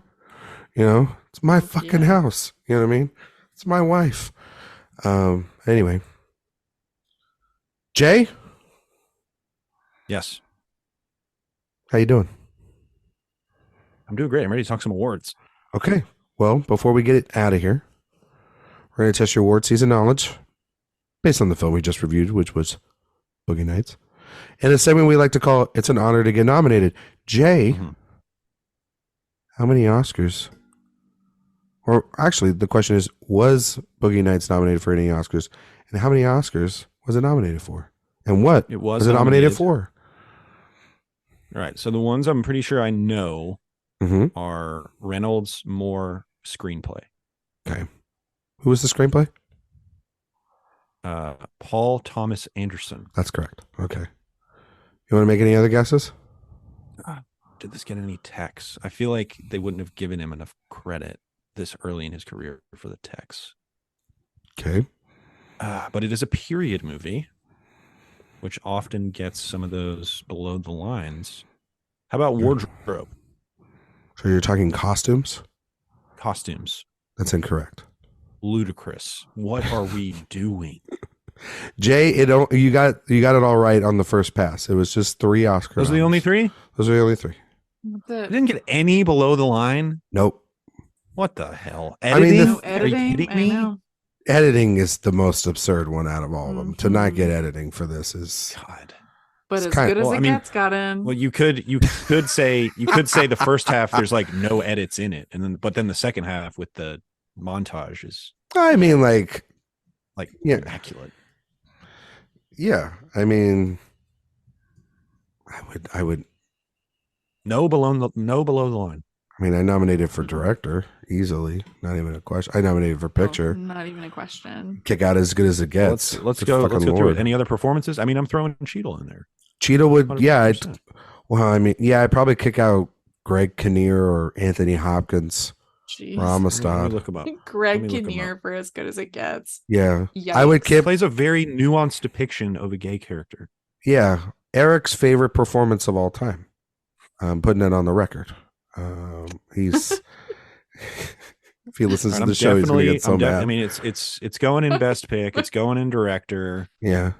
There kind of isn't. I mean, I'm not putting it. I'm sure I could kick out somebody for Wahlberg, but I also think I could find 5 more that I like. I mean, I would nominate somebody like Guy Pearce for LA Confidential, but that's just me. Yeah. There are others not on this list. I don't think Wahlberg would make my 5. I mean, hell, I'd nominate Leo for Titanic, and I'm not the biggest fan of Titanic. Like, it's ridiculous that he's not nominated for that movie, and he's extraordinary in that movie. Like, that is I mean, Winslet, Bates, everybody got nominated for that damn thing. I mean, I'm throwing in Cheadle and Reynolds. Or Bates didn't get nominated. It was Gloria Stewart. Actress, definitely Stewart. keep in Julianne Moore. Is there anybody else actress? I don't think so. No. Heather Graham's good, but she's not really in the movie enough. I would nominate it for. I mean, obviously, one screenplay. Yes, I mean, Good Will Hunting. You could have done makeup and hairstyling if you wanted. You could have done production design. Production design and costumes is a freaking slam dunk. Editing, I think too. Like get as good as it gets out of there. Please. I think you could do the Yeah. sounds just based on kind of the sounds of the filmmaking. I think are so. Oh, I thought you were gonna say like the sounds of the Wonderful. porn they're making, and I was like, "You dirty man." Well, we didn't even talk about how largely Oh, we didn't even talk about like the porn in the movie. Unromantic the sex scenes are. I mean, it's Well, it feels, yeah. I mean, like that's that's kind of the point, you know, Yeah. like. but not how unromantic is the wrong term. How not explicit most of the sex scenes are. Yeah, I mean, they're pretty. Yeah. It's really only the first one. He had to cut a lot out. Yeah, he did. To get the R He originally rating. wanted an NC-17, Mhm. but then they again probably said, "Showgirls much? Yeah. Well, they also Not don't- happening." Yeah, I mean, it's, you know, I think it's.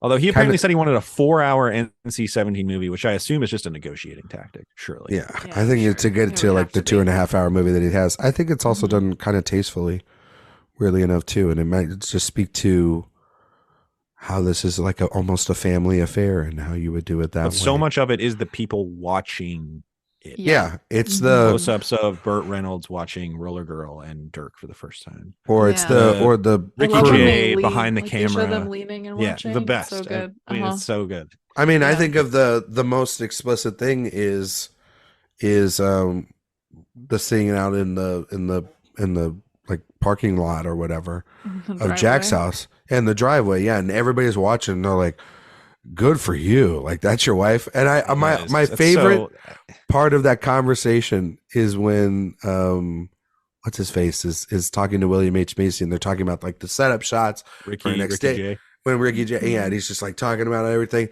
and then he's like, and I then, can't focus right now. Yeah, and he just walks away, and then he sees what's going on at the end of the driveway. He's like, "Yeah, fuck it, I'll go watch." You know what I mean? Like it's so But it funny. is, I mean, it's so basically like voyeurism. This is you watching the movie.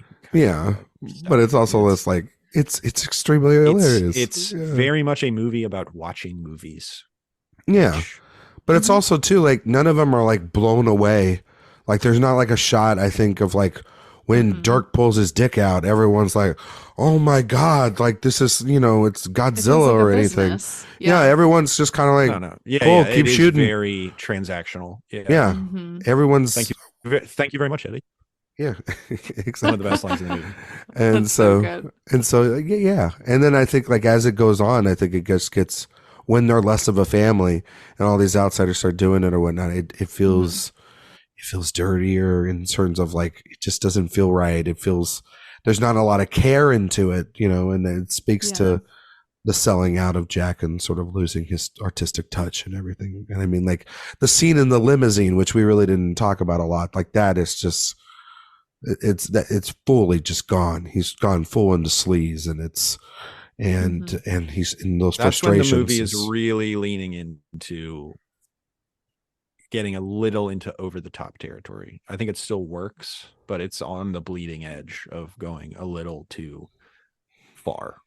I don't think so, but I can get what you're saying, Jay. Like Again, it doesn't teeter over, but it is. I think if a it's dangerous line there. Yeah, I think it's just kind of actually the natural progression of Because that's if he's going to sell out. That's the kind of that's the intercutting of the Mark Wahlberg Mhm. in the truck and Yeah. the donut shop and yeah, the limo, and then which is very heightened. and then in I a way that wonder the rest of the movie kind of isn't. and I wonder Except why for when it's heightened in the euphoric way. That's Yeah. heightened in the dark, dire way. I think it does match it though, in a way, in terms of It is a nice the kind of feeling. yin and yang. Yeah. Yeah. you just kind of then wonder why the fuck this movie wasn't nominated for editing when you talk about a sequence like The that. Good Oscars Lord. don't make sense. Doesn't make any sense, and I love them though. they've hurt my boy too many times. They hurt my I guy. can't talk about it. Yeah, Sophia knows as well that Not he's my winning an favorite Oscar honor. is a badge of honor. It is. Kubrick, It Altman, is. Lynch.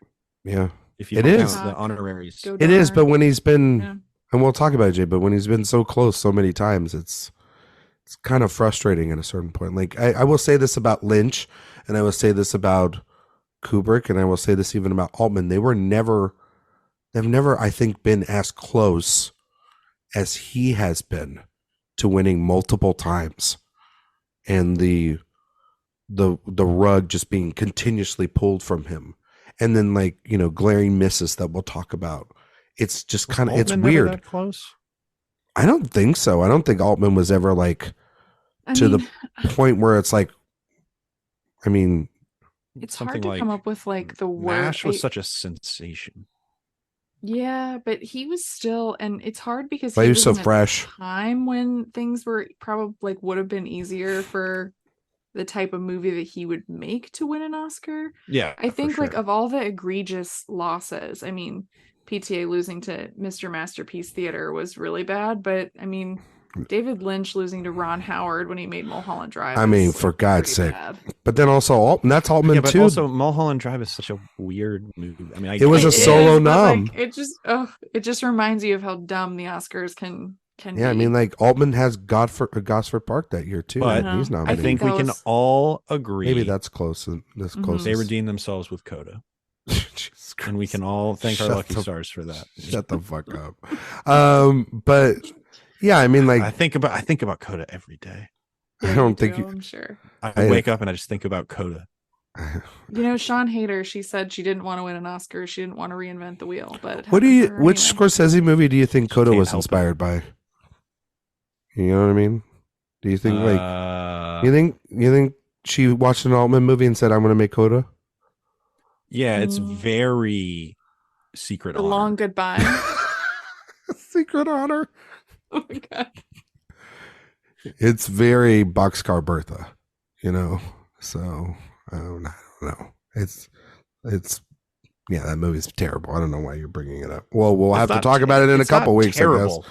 But it's almost the fact that it's so whatever. I would almost rather a terrible movie. Jay, we're gonna have to talk about it in a couple weeks because it came out the same year as Licorice Pizza. So the masses were not ready for Licorice Pizza. Well, it's always front of mind for me, so I'll be ready. It's true. He actually plays the best picture winning clip over and over again as he wakes up every day. It's his Groundhog Day. So I personally play Troy Kotzer's acceptance speech when I get up in the morning. Remember? Well, we did see that at the Academy Museum. Yeah, when we were at AFI and it was there, and I was like, "You got to be kidding!" We walked right in. Jay, you walk into to the Academy Museum. They have essentially a room it's got like a bunch of Oscars that were kind of loaned out, and they showcase them. Then you walk in this room, and it usually has costumes that are like donated from the Oscar night, and then it has acceptance speeches of different people, and they sort of, you know, they go one after another over time, and they have some classic ones, but then throughout the day you could get to the newer ones. And the first one we walked in, there was Troy Kotzer for Coda, and you're like, and I just remember the groan that Eric did as we were walking in, and he says, "God, I don't like that speech at all." And so, yeah, exactly. And then, like Sophia, so what's the greatest Oscar speech of all time? Joe Pesci. Yeah. Joaquin Phoenix, Joker. Oh God, I started talking about incoherent nonsense in history. It's as bad as Renee Zellweger's for Judy. Good God, I felt tough year. I've never felt more uncomfortable watching an Oscar speech in my life. I saw that movie. Good. I really loved Olivia Colman's speech when she won. That's fun. Great. Yeah, she was awesome. I always loved. I like Will Smith really knocked it out of the park. I thought. Yeah. God damn it! God damn you! No, there's some good ones. Like Eric always told me recently that he just loved the Christopher Plummer speech because the guy just didn't give a shit, and he just recycled the same speech for every telecast. And so you kind of have to commend somebody, just, you're winning all these awards, to say the same speech word for word every telecast. That's pretty good. Christopher Plummer. Spike Lee's was good. Spike Lee's was amazing. Spike Lee's was very good. I'm trying to think who else was great. Shirley MacLaine. 80 years. I Deserve This. That's really great. John Ford, I thought, gave a really good speech. I do like, weirdly, I like Robin Williams' speech from this year when he did win. Katharine Hepburn, I thought, really knocked it out of the park. Oh, really? You watch a lot of Oscar speeches, or you're just saying shit out loud now? No, it was great when she talked about like here we go the unions, mm-hmm. and mm-hmm. just kind of like keep Harry it going. Truman. I thought she really just eviscerated Truman, which I thought was awesome. And just Jay, kind of her whole stance on automobiles and kind of how they had kind of degraded kind of the manual nature of American labor, I thought was just really powerful and really rings true today in many ways. I hate you so fucking much. God, what's wrong with you? God, stop it. All right. I think we're done. I think on that note, for the best. It's Jesus. Sophia, thank you for coming on. God damn it, Jay. I hate you so much. Sophia, can you tell everybody out there where they can find you and all of your work on the internet? Yeah, thank you guys so much for having me. I always have so much fun coming on Director Watch. It's always a time. It is always a time. That's for sure. You can find me on Twitter at Sophia_Sim, Letterboxd, same handle without the underscore. You can find my podcast, Oscar Wilds, on Twitter at OscarWildPod. We release episodes every Friday, and you can find all my work, reviews, interviews, more podcasts at AwardsWatch. If I can say it correctly. It's okay. Check out all of her work. She's the associate editor. She's going to be busy. She's going to be doing a lot. She's knocked a lot of great work out of the park. She did Killers of the Flower Moon. She did a review of Saltburn. I should write more. Should I write more? I think so. I think that's your job. You should do that more as your friend and your editor. You should do that. Bright shining star. What else have you done? You done Shining Star. Did you do The Killer? Did you write about The Killer? No, I didn't write about The Killer. You wrote about Ferrari? I would have loved to write about The Killer. No, I did Killers, Maestro, Priscilla, Saltburn. Check out her best review of the year, Freud's Last Session. Oh my god. Movie that Jay, are you excited for Freud's Last Session? It's the last one. Let me tell you, I'm the biggest fan of late Anthony Hopkins, where it's really playing Russian roulette as far as is he completely phoning it in, or is he actually going to give a magnificent performance? It's just I love playing that game. Gotta wait and see. Yeah. Well, Jay, it's so spin the chamber and go see Freud's Last Session from Sony Pictures Classics later this year. It's not very good, Jay. That's my favorite studio. Yeah, I know, but you're not going to like that movie. I just know it deep down. But yes, Sophia, thank you so much, and I think maybe we're going to have you on here in a couple of weeks again. I don't know, maybe not. Maybe we'll talk about some dresses, some mushrooms. We'll see. 27 dresses. 27 dresses. 27 dresses. Who directed 27 Dresses, Jay? Real quick. You know? Is that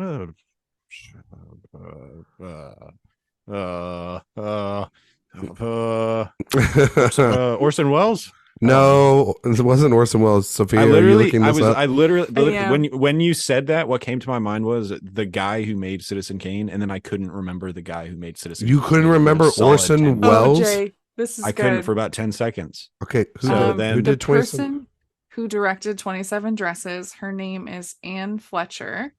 Do you want to guess what one of her most recent movies was that came out? Let's see. Yeah, her most recent film came out in 2022. I mean, it's a favorite of yours. Did she direct Mrs. Harris Goes to Paris? She directed Hocus Pocus 2. Hell yeah. Hell yes. I knew you were going to say that. I love Hocus Pocus. And I especially love Hocus Pocus 2, mostly because of its Walgreens branding. I thought that was a really powerful statement on consumerism and kind of the idea that what is modern witchcraft? Capitalism. No, he despises those movies, ladies and gentlemen. When you really think about it. Jay, you got off scot-free though a lot during October and not having to watch Hocus Pocus a ton. I think I watched it once. One too many? I'm almost getting Hocus Pocus pilled at this point. It's a little bit of a Stockholm syndrome situation. You talk about Reynolds and the Mushrooms. This is well, your they have hocus pocus. Is that I mean, for you? the best character in the film is named Jay, which is a huge plus. There's a real lack of Jay representation in pop culture. We've got Gatsby. That's kind of it. Yeah, that's a pretty big one, but it's also doesn't end well for him. It's definitely a big one, but not a good guy. No. Throws a hell of a party. The Jay in Hocus Pocus is he's a bully. So art imitating life there, I suppose, my friend. So I'm such a bully. I've been God. I miss high school, man. I used to give wedgies, swirlies, all that stuff. Noogies, big noogie guy. Yeah, I was right in there. I was the biggest hazer in town. There you go. It was the best. Well, why don't you tell everybody where they can find you in all your work? Yeah, I'm all over Reddit, r/Oscar speeches, r/Katharine Hepburn. Automobile industry. You can find me, just search at Oscar speeches on Twitter. I run that account, obviously. And listen to this podcast, continue to listen to this podcast. Maybe I'll write something in the near or far future. Who knows? I hear we've got a new, what's your title, Sophia? Associate editor? Associate editor, yeah. Associate editor who comes with great recommendations. So looking forward to her plussing my stuff up. And Letterboxd, Jay Ledbetter, Paul Thomas Anderson for life. There you go. Wasn't there a Twitter account that did show all Oscar clips, or was it just the clips from the performance that they chose? Right? Oh yeah, it was just their clips from the performance that they would play before. Whatever happened to that one? Did it just fade away? Musk banned it. Must have. It must have. No, I remember that was like the thing for a year that and I guess they may just run out of clips or whatever, but yeah. I like the one that does SNL musical performances. Oh, like the intros? Yeah, where I saw the one Christopher Walken say, "And now, ladies and gentlemen, Limp Bizkit." Or ladies and gentlemen, Foo Fighters. You know what I mean? Yeah, exactly. Or Paul Giamatti introducing Ludacris, which is one of my all-time favorite ones. It's great. Yeah. You can find me on Twitter. Ludacris has so much money. We're not talking about that. No, I think about that. I want to get out of here regularly. No. How much money Ludacris You can find me on Twitter, Instagram, Letterboxd at Ryan McQuade 77. You can find all my work here at awardswatch.com. If you like podcasts like this chaotic one, the more structured podcast is what we do every Sunday. We are at the end of the episode. Very much so. That's really when it starts firing on all cylinders. Exactly. This just is like a Paul Thomas Anderson movie. Exactly. The ending of this is just like Boogie Nights. It brought it all full circle.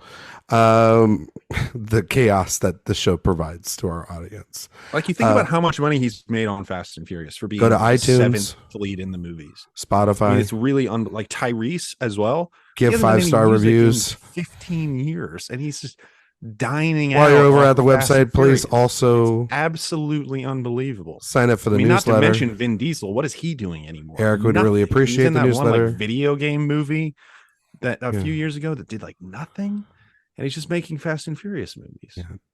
Next week, his net worth is $30 million. Don't help. Who? Ludacris? Don't help. Sophia, don't help. You're enabling him. Next week, I always trust Sophia to encourage. We will be back. And then you think about, we'll be talking about Magnolia. About Sophia was here, but Akon. No, obviously, no. And what was so cool about Akon is he was the king. I'm going to do it. Cell phone. I will do. Like I'll do ringer songs. I'll mute you. That's how he made his fortune. Conflicting report. This says $60 million. So okay. Well, next week we're doing Magnolia with. What's your favorite Ludacris song? Another guess. And thank you all so much for listening. And we will see you all next time